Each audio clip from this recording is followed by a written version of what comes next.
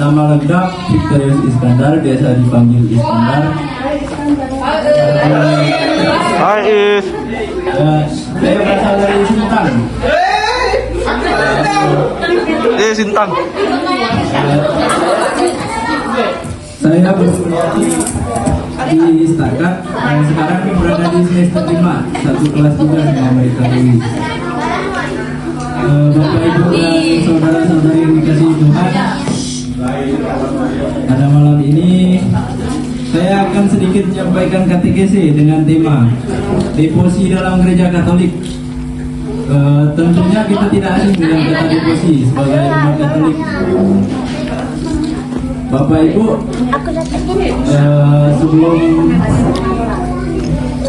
sebelum mulai kegiatan, mari kita bersama-sama duduk hening untuk mengangkat tanda kemenangan Kristus dan menghadap kepadanya. Mari kita bersama-sama. Dalam nama Bapa dan Putra dan Roh Kudus. Amin. Allah yang Maha Kasih, kami bersyukur atas kasih dan rahmat-Mu yang senantiasa menyertai hidup kami. Pada saat ini kami datang ke hadapan-Mu dengan hati yang penuh kerinduan untuk semakin mengenal dan mencintai-Mu melalui berbagai bentuk devosi yang diajarkan oleh gereja-Mu yang kudus. Ya Tuhan, melalui devosi Engkau menuntun kami untuk meneladani Yesus Kristus, menghormati Bunda Maria dan para kudus, serta memahami misteri iman kami. Semoga setiap doa, nyanyian, dan renungan kami pada hari ini menjadi persembahan yang tulus dari hati yang mencintai-Mu. Curahkanlah Roh Kudus-Mu agar kami mampu berdevosi, bukan hanya dengan kata-kata, tetapi dengan seluruh hidup kami, dalam kasih, pelayanan, dan kesetiaan kepada-Mu. Kami menyerahkan pertemuan ini ke dalam tangan-Mu, Tuhan, supaya Engkau menuntun dan memberkati setiap langkah kami. Demi Kristus Tuhan dan pengantara kami. Amin.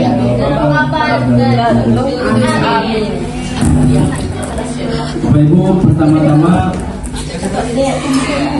saya ingin bertanya Bapak Ibu, di lingkungan ini devosi apa saja sih yang biasa dilakukan?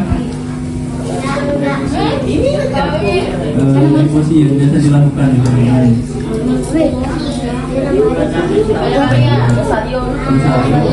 ini. Lain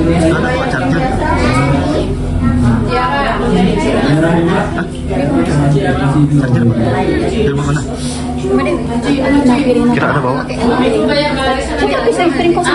Baik, untuk memahami mendalami peran iman kita dalam berdevosi, alangkah baiknya jika kita pertama-tama mengetahui apa sih devosi itu. Bapak, Ibu, dan saudara-saudari yang dikasihi Tuhan,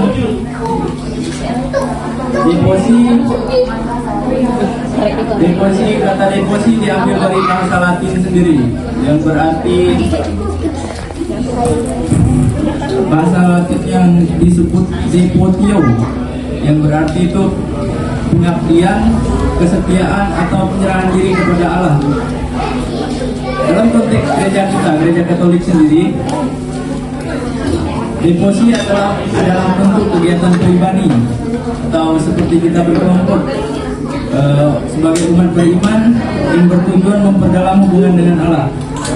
Jadi secara langsung devosi ini membantu kita untuk memperdalam hubungan kita dengan Allah, semakin mempererat gitu.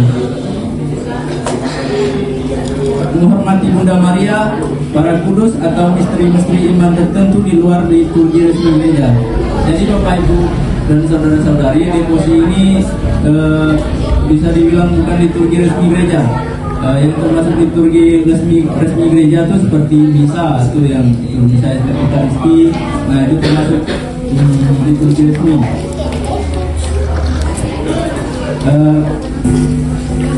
Ini dimaksudkan bahwa devosi ini bukan pengganti liturgi seperti misa kudus atau sakramen, tetapi menjadi pelengkap yang membantu umat hidup lebih dekat dengan Allah dalam kehidupan sehari-hari. Jadi devosi ini bertujuan sebagai pelengkap atau penunjang dalam kegiatan misa ekaristi di kehidupan rohani kita. Devosi juga dilihat dari berbagai sudut pandang, seperti dalam dokumen Katekismus Gereja Katolik artikel 1674 mengajarkan bahwa selain kehidupan liturgi, umat beriman juga memiliki berbagai bentuk ketaatan seperti devosi yang berakar pada iman Katolik. Bentuk-bentuk itu mencakup penghormatan kepada religi para kudus, kunjungan ke tempat ziarah, doa rosario, jalan salib, novena, dan berbagai kebiasaan doa lainnya. Semua ini disebut ungkapan ketaatan kita sebagai umat yang memperkaya kehidupan rohani kita.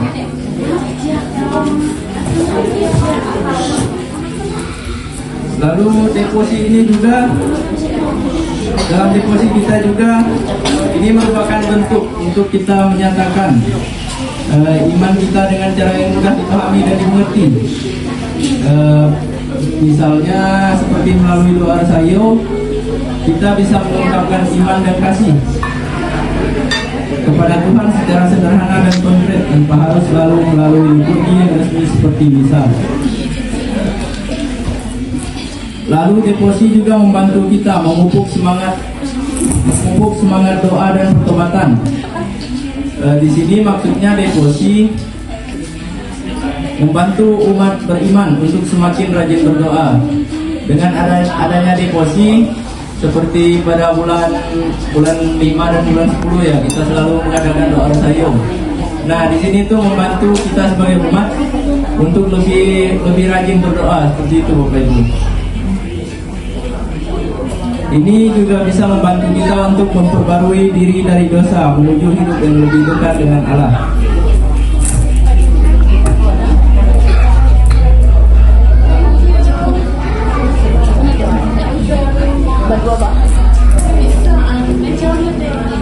Bapak Ibu, berdevosi juga membantu kita mengarahkan hati kepada Kristus dan keselamatannya. Jadi di sini maksudnya segala bentuk devosi sejati, ya seperti yang saya katakan tadi, doa rosario, lalu jalan salib, dan juga ibadat hati kudus Yesus. Tidak berhenti pada simbol atau praktik lahiriah, melainkan mengatur umat kepada Kristus sendiri, mengantar dan mengatur. Dalam devosi, umat diingatkan akan cinta Tuhan yang rela menderita dan wafat demi menebus dosa manusia. Devosi ini juga membantu kita untuk mengingat akan cinta Tuhan yang sangat besar bagi kita umat manusia, di mana Tuhan itu sendiri Dia rela mati dan disalibkan di kayu salib demi menebus dosa-dosa kita umat manusia. Dengan begitu, dengan kita dibantu mengarahkan hati kepada Kristus, maka hati kita semakin diarahkan kepada penghayatan iman. Penghayatan iman tentang akan karya keselamatan Yesus Kristus, yaitu seperti pengorbanan dari Yesus, kebangkitan, dan kasih-Nya yang menyelamatkan. Tapi juga Bapak Ibu, gereja juga menegaskan devosi ini tidak boleh menyimpang dari ajaran gereja. Devosi harus sejalan dengan iman dan ajaran gereja, dan juga iman dan liturgi dalam gereja, agar tidak jatuh dalam bentuk tahayul. Ini bisa jadi seperti kita dengan sebagai contoh ya, dengan menggunakan kata devosi, kita mengajak umat untuk berkumpul, sedangkan tujuannya itu bukan ke Yesus sendiri, Yesus itu Allah sendiri. Ini lebih bertujuan ke hal-hal tahayul seperti pemujaan gitu. Jadi gereja sangat menentang hal tersebut dengan menggunakan kata devosi, lalu digunakan tidak sejalan dengan ajaran dan liturgi dalam gereja. Itu Bapak Ibu.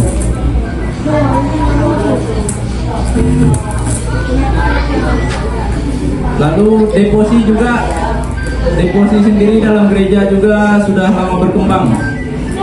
Ini devosi dalam gereja dimulai dari 3 abad hingga sekarang. Yang pertama itu ada gereja, masa awal gereja di abad ke-1 sampai ke-4. Nah, di sini tuh umat sudah biasa memiliki kebiasaan dan doa pribadi seperti penghormatan kepada para martir.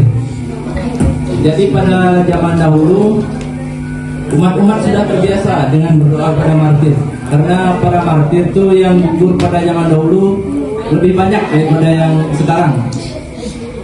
Sekarang hanya bisa dihitung dengan jari mungkin, sedangkan yang dulu tuh lebih banyak para martir yang gugur. Yang sekarang contohnya seperti yang ini, martir yang gugur di zaman modern. Apa tuh ya, dari mana tuh? Agak lupa saya, martir dari mana tuh? Martir Santo siapa tuh? Siapa? Santo.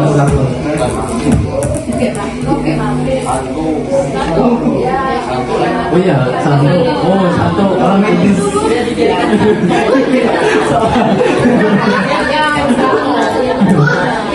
Santo ya. Yang ini juga sebagai orang Inggris ya, bukan martir. Kesalahan.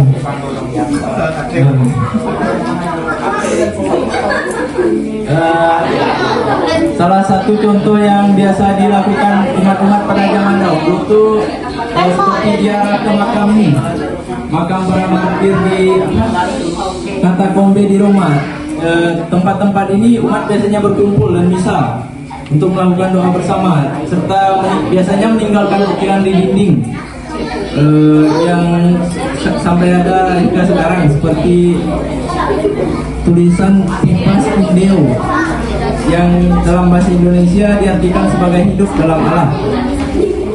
Nah, Bapak Ibu, tradisi orang-orang inilah yang menjadi awal devosi dalam gereja Katolik kepada orang kudus, terutama martir yang dianggap hidup suci dan menjadi perantara doa.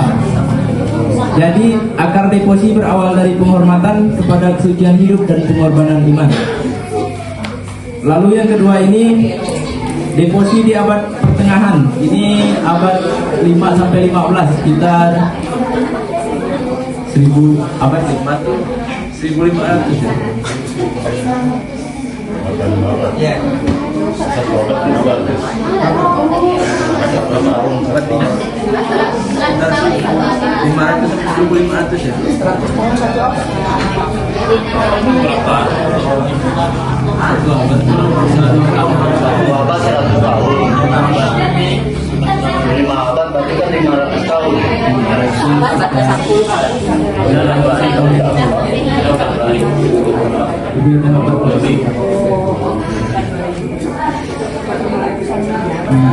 Sekitar abad 500-an lah mungkin.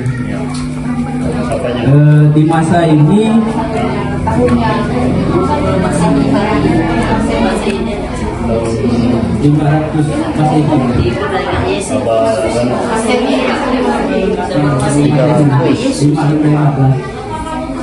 waktu ini tuh di abad ini Kristen sudah mulai diakui oleh Kaisar Konstantinus. Nah, di kehidupan ini umat menjadi lebih terbuka. Disinilah devosi mulai berkembang pesat. Umat semakin menghayati iman melalui devosi kepada Bunda Maria, terutama setelah konsili Efesus. Konsili Efesus 431 menegaskan gelar Theotokos, Bunda Allah. Lalu Rosario mulai dibentuk dan disebarkan oleh Santo Dominicus pada abad ke-13. Nah, menurut tradisi, Santo Dominicus pada awal abad ke-13 menerima inspirasi dari Bunda Maria untuk menyebarkan doa dan sebagai sarana melawan ajaran sesat dan menumbuhkan iman umat.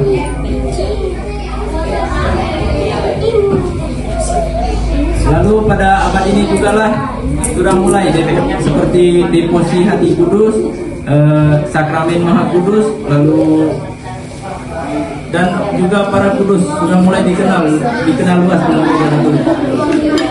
Lalu yang terakhir ini adalah zaman modern. Di zaman modern ini, yaitu tepatnya setelah Konsili Vatikan kedua di tahun 1962 sampai 1965. Gereja menegaskan kembali pentingnya deposi yang selaras dengan liturgi sebagaimana tertulis dalam dokumen Sacrosanctum Concilium nomor 13 dan De Verbum nomor 9. Deposi yang benar harus mengantar umat pada misteri Kristus, bukan menggantikan perayaan iman resmi.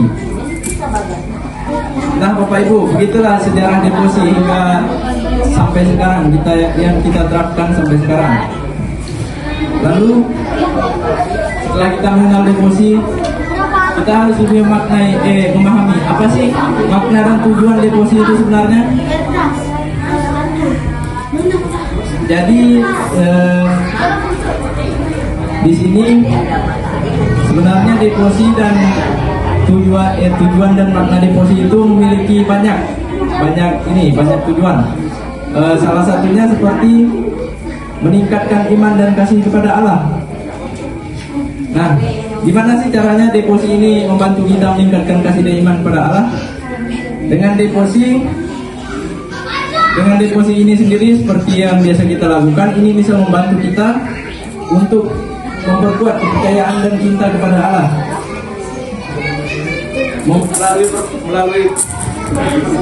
Melalui berbagai bentuk deposi kita diajak untuk selalu menyesali dosa dan memperbarui diri. Jadi setiap deposi ini sebenarnya memiliki makna agar kita sadar dan menyesal akan dosa-dosa yang telah kita perbuat di dunia ini. Lalu tujuan deposi yang kedua adalah menumbuhkan semangat doa dan pertobatan pribadi. Gimana sih deposi ini bisa membantu kita dalam menumbuhkan doa maupun semangat di kehidupan kita sebagai pribadi? Jadi melalui deposi kita disadarkan akan pentingnya doa di kehidupan kita sehari-hari. Saat kita merenungkan dan meneladani kesucian para kudus, kita diajak untuk selalu menyesali dosa kita dan memperbaharui diri kita. Deposi menjadi sarana untuk memupuk sikap tobat, kerendahan hati dan kesadaran akan kasih pengampunan Allah. Dengan demikian, deposi membawa kita sebagai umatnya untuk menuju pembaharuan batin yang sejati. Lalu makna yang ketiga adalah sebagai sarana untuk meneladani hidup Yesus. Meneladani hidup Yesus, Maria dan para kudus. Dalam deposi kita diajak untuk mengikuti contoh kehidupan Yesus yang penuh kasih. Lalu ada Bunda Maria yang rendah hati dan para kudus yang setia dalam iman. Dengan meladani mereka, umat dapat menghidupi nilai-nilai Injil seperti kasih, kesabaran, kerendahan hati dan pengorbanan dalam kehidupan sehari-hari. Mungkin hanya sekian makna dan tujuan dari deposi yang bisa saya sampaikan. Sebenarnya masih banyak makna dan tujuan yang lain. Tapi untuk mempersingkat waktu, jadi hanya ini yang saya sampaikan. Lalu apa sih hubungannya deposi dengan hidup kita yang beriman? Deposi ini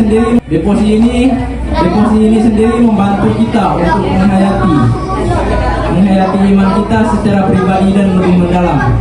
Nah, Bapak Ibu, melalui doa novena kita bisa lebih menghayati diri kita. Kita lebih memahami, menghayati dan merenungkan diri kita secara pribadi. Kita juga bisa lebih mendalam mengenal diri kita. Lalu deposi dan iman ini sendiri mereka ibaratkan apa ya, yang saling melengkapi, tidak saling tidak saling mengganggu satu sama lain. Karena iman ini tidak hanya dipahami sebagai tradisi, tetapi juga dialami. Maksudnya iman bukan hanya sebagai pemahaman kita, iman juga sesuatu yang kita alami. Kehidupan beriman sendiri ini bisa kita berikan dampak dan manfaat bagi orang-orang sekitar kita jika kita hidup dalam iman yang diajarkan seperti dalam gereja Katolik. Lalu bagaimana sih devosi ini bisa membantu kita lebih dekat dengan Tuhan? Devosi bisa membantu kita mengarahkan hati kepada Tuhan.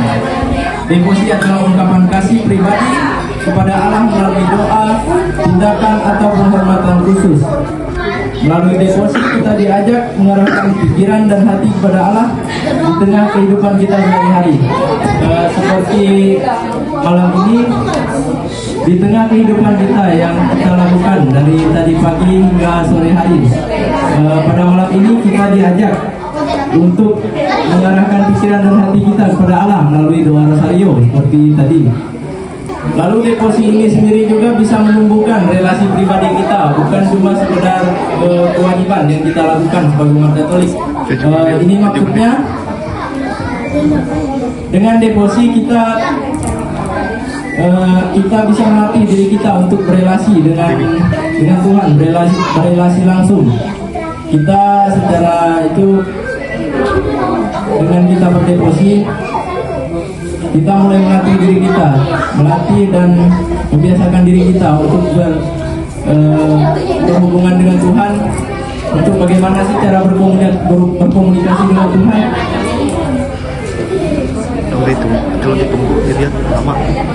Lalu juga devosi untuk hati yang rendah dan tekun. Setiap devosi mengandung nilai-nilai rohani tertentu seperti kerendahan hati, tobat, kasih, kesabaran atau pengorbanan. Dengan menghayatinya, kita bisa tumbuh dalam kebijakan Kristiani dan belajar meneladani Yesus. Dan juga dengan berdevosi bisa membantu kita mengingat istri iman dalam kehidupan kita sehari-hari. Banyak devosi Katolik berpusat pada istri kehidupan Yesus dan keselamatan. Misalnya rosario. Nah, dalam rosario ini sendiri kita diajak untuk merenungkan peristiwa dalam kehidupan Yesus, yaitu ada beberapa peristiwa seperti peristiwa gembira, terang, sedih, lalu gembira, terang, sedih, iya. Jadi dengan devosi ini kita semakin paham dan bisa merenungkan bagaimana sih penderitaan Yesus selama dia masih hidup. Lalu jalan salib, seperti kita diajak untuk mengenang penderitaan dan kasih Yesus Kristus. Bagaimana Yesus menderita dan mati di kayu salib demi kita umat manusia untuk menebus dosa-dosa kita. Bapak Ibu, sekian materi yang bisa saya sampaikan pada malam ini. Mungkin ada yang ingin sharing-sharing di sini. Sharing. Gimana sih kehidupan devosi selama ini? Buka sesi pertanyaan. Sharing-sharing. Atau mungkin ada Bapak Ibu yang Bertanya boleh tak? ya, bertanya silakan.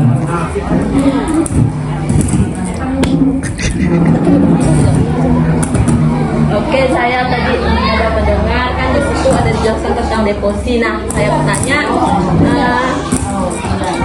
devosi apa saja yang devosi apa saja yang lebih mengarah kepada Kristus? Sekian pertanyaan dari saya. Oke, terima kasih. Devosi seperti apa? Devosi apa saja ya yang lebih mengarah pada Yesus Kristus? Baik, pertanyaan yang cukup bagus. Salah satu devosi yang saya pahami apa yang lebih dekat dengan Yesus Kristus? Salah satunya yaitu adalah devosi hati kudus Yesus. Devosi hati kudus Yesus. Nah, penampakan hati kudus Yesus ini pada awalnya terjadi di tahun 1673 hingga 1675. Di sini Yesus menampakkan diri kepada Santa Margarita sebanyak beberapa kali. Yesus sendiri menyingkapkan kasihnya yang besar melalui hati kudusnya. Di sini ada 3 penampakan yang terjadi pada saat itu, yaitu pada malam pertama. Ini yang pertama pada Desember 1673. Di saat malam ini Santa Margarita sedang berdoa di hadapan sakramen Maha Kudus. Yesus menampakkan diri kepadanya. Yesus memperlihatkan hatinya yang menyala oleh kasih dan berkata, "Inilah hati yang begitu mengasihi dunia, tetapi sebagai balasannya aku hanya menerima ketidakatuhan, penghinaan dan dosa." Yesus mempersilakan Margarita bersandar di jalannya seperti Santo Yohanes di perjamuan terakhir untuk merasakan kehangatan kasih hatinya. Ia ingin agar umat manusia tahu betapa besar cintanya yang sering dilupakan. Lalu ada penampakan yang kedua lagi. Yang kedua ini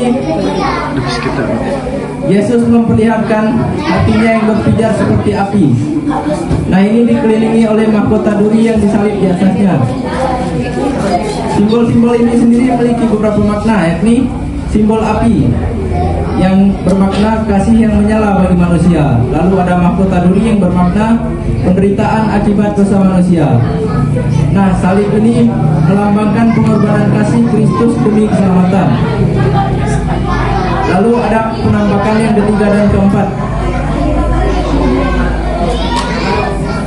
Inilah penampakan yang paling penting terjadi, yaitu pada Juni 1675.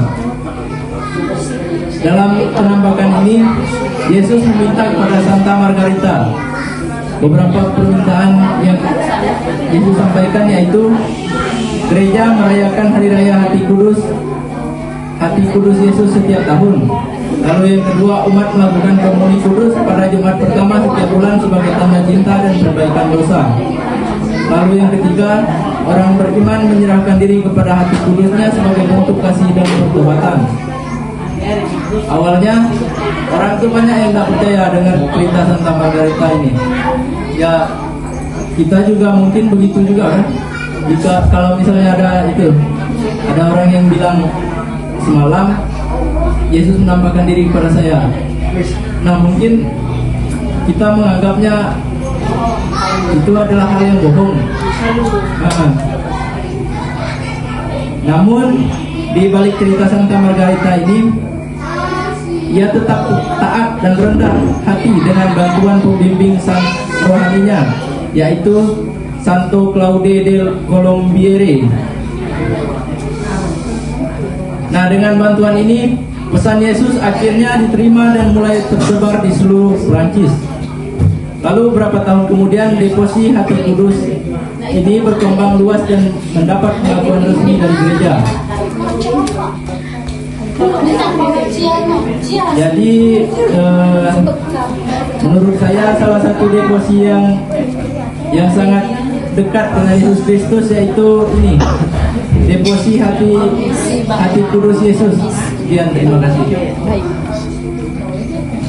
Apakah ada lagi Bapak Ibu? Silakan. Silakan Pak. Terima kasih atas waktu dan kesempatannya. Saya mau bertanya singkat saja. Apa yang dimaksud dengan novena, dan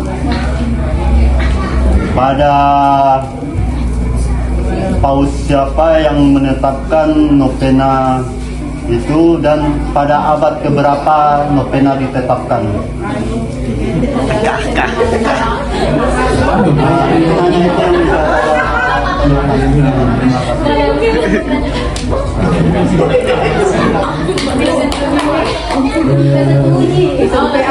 Dosen penguji satu.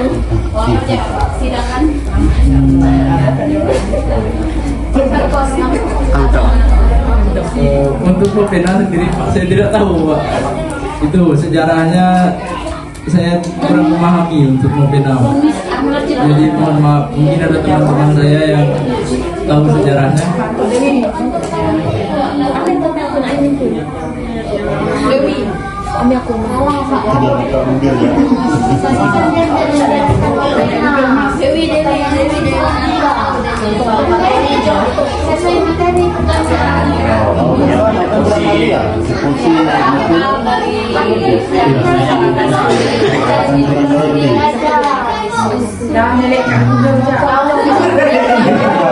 Oh, gimana kalian? Kursi sebagai player ya. Sejarah nopen aku berakar dari para rasul, Ya memang berakar dari para rasul. Tapi itu kan paling tidak ditetapkan oleh paus siapa. Misalnya Paus Pius ke-9 kalau tidak salah ingat kan, pada konsili Nikea misalnya, atau pada abad ke-500, abad ke-5. Nah, gitu.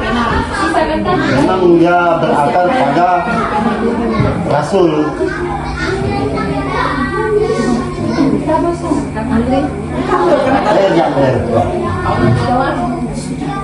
Nah, yang lain, nah itu tadi. Pada tambahan Kalau dia tidak ada yang spesifik menetapkan ini paus. Tidak ada paus yang spesifik menetapkan secara spesifik novena ini. Ini ada banyak soalnya. Berarti banyak paus, malah lewat. Ya kan ada ibaratnya awal. Jadi ada yang ibaratnya paus Insan, Soalnya ada banyak. paus Benedictus sekian misalnya kan yang Paus Pius, Francis menganutkannya. Paus Benedictus, Paus Pius V, banyak. Ya, Banyak. artinya yang menetapkan awal. Apa arti dari deposi juga? Mungkin kan ada yang nggak tahu. Nah, baik Pak, secara sederhana ini deposi ini berarti pengabdian kita kepada Allah. Nah, dengan kita berdeposi ini kita diajak untuk memohon melalui para orang-orang kudus seperti Santo Yosef misalnya, lalu seperti meminta bantuan Bunda Maria, lalu ada beberapa juga orang kudus. Nah, dengan kita berdeposi ini kita diajak untuk selalu berkomunikasi dengan Allah.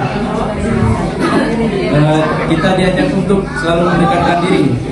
Kita juga dengan berdeposi, kita selalu diajak untuk setia akan iman kita dengan Yesus Kristus. Dengan kita berdeposi ini, kita semakin memahami iman akan Yesus Kristus. Dengan kita memahami iman, maka kita tidak memiliki pikiran untuk mungkin berpindah haluan lain begitu. Jika kita memang benar-benar memahami iman kita, lalu menyerahkan diri kepada Allah. Dengan kita berdeposi ini, kita sepenuhnya menyerahkan diri kita kepada Allah. Maksud menyerahkan diri kepada Allah adalah kita sepenuhnya meminta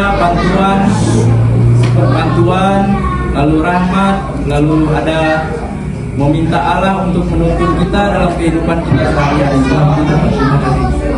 Jadi poinnya adalah deposi ini berarti pengabdian, kesetiaan dan penyerahan diri kita kepada Allah. Begitu. Terima kasih. Mungkin ada yang kurang nggak? Pastinya beberapa paus. Banyak paus. Maka ada lagi Bapak Ibu? Sudah Pak, cukup. Sudah. Jika tidak ada, akan saya tutup. Sebelum kita mengakhiri kegiatan kita, mari kita hening sejenak. Mari kita angkat tanda kemenangan Kristus. Dalam nama Bapa dan Putra dan Roh Kudus. Amin. Allah Bapa di surga, terima kasih atas berkat dan rahmat-Mu yang telah menyertai kami. Ya Bapa, terima kasih Engkau selalu membimbing kami dalam kehidupan dan setiap langkah kami. Ya Bapa, Semoga apa yang kami sampaikan pada malam ini bisa membantu kami memperkuat iman kami dan selalu menyerahkan diri kami kepadamu demi perantaraan Kristus Tuhan kami. Amin. Terima kasih Bapak Ibu. Selamat malam.